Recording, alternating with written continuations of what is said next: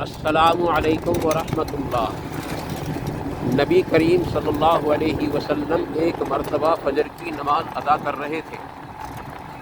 آپ صلی اللہ علیہ وسلم نے سلام پھیرنے کے بعد فرمایا کہ تم میں سے میرے پیچھے قرآن کس نے پڑھا؟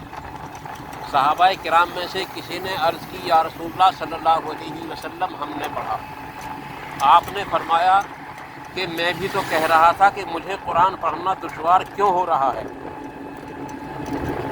تو صحابہ کرام رضی اللہ عنہم اجمعین نے جہری نمازوں میں قرآن پڑھنا چھوڑ دیا۔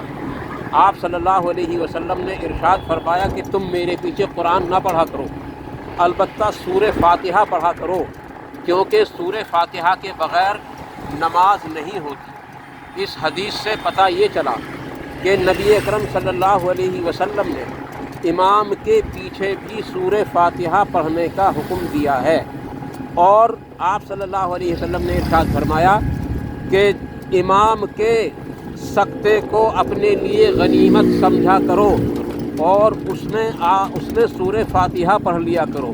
سکتے سے مراد ہے کہ جب امام ثنا پڑھ رہا ہو اس وقت مقتدی کو چاہیے کہ وہ سورہ فاتحہ پڑھ لیا کرے، اور اگر اتنا موقع نہ مل سکے تو ثنا چھوڑ دے، کیونکہ ثنا پڑھنا صرف سنت ہے، وہ فرض یا واجب نہیں ہے۔ عزیز دوستو، نبی اکرم صلی اللہ علیہ وسلم کی متعدد احادیثیں اس پر گواہ ہیں کہ آپ صلی اللہ علیہ وسلم نے ارشاد فرمایا کہ بغیر سورہ فاتحہ کے نماز نہیں ہوتی۔ ابو ہریرہ رضی اللہ عنہ سے کسی نے سوال کیا کہ اگر ہم امام کے پیچھے ہوں تو پھر کیا کریں؟ تو ابو ہریرہ رضی اللہ عنہ نے فرمایا کہ جب تو امام کے پیچھے ہوا کرے تو سورہ فاتحہ کو اپنے جی میں پڑھا کر۔ عزیز دوستو، یہ پتہ یہ چلا کہ بغیر سورہ فاتحہ کے نماز ہوتی ہی نہیں ہے، اس لیے سورہ فاتحہ کا ہر آدمی اہتمام کرے۔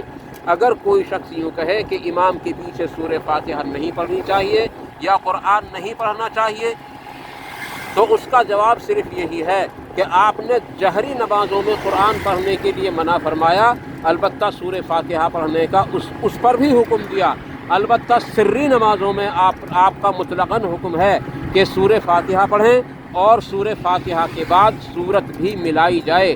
اگر کوئی شخص سورہ فاتحہ کے بعد اتنا وقت ملتا ہے کسی شخص کو کہ وہ سورت ملا سکتا ہے، تو پھر اس کو چاہیے کہ وہ اس میں سورت بھی ملا لے۔ اس میں عزیز دوستو اور بھی بہت ساری احادیث آپ کے سامنے جو ہے پیش کی جا سکتی ہیں، اور اس کے علاوہ بہت ساری چیزیں آپ کے سامنے میں بیان کر بھی سکتا ہوں، اور بہت ساری مجھ سے چھوٹ بھی سکتی ہیں۔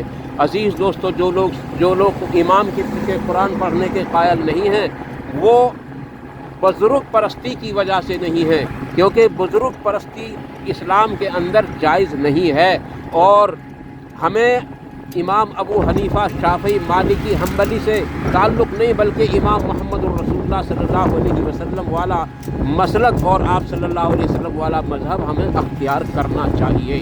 آپ صلی اللہ علیہ وسلم نے کیونکہ حکم دیا ہے، اس لیے اس کو ہم متواتر رکھیں اور اسی پر عمل کرتے رہیں۔ والسلام علیکم ورحمۃ اللہ تبارک و تعالی وبرکاتہ۔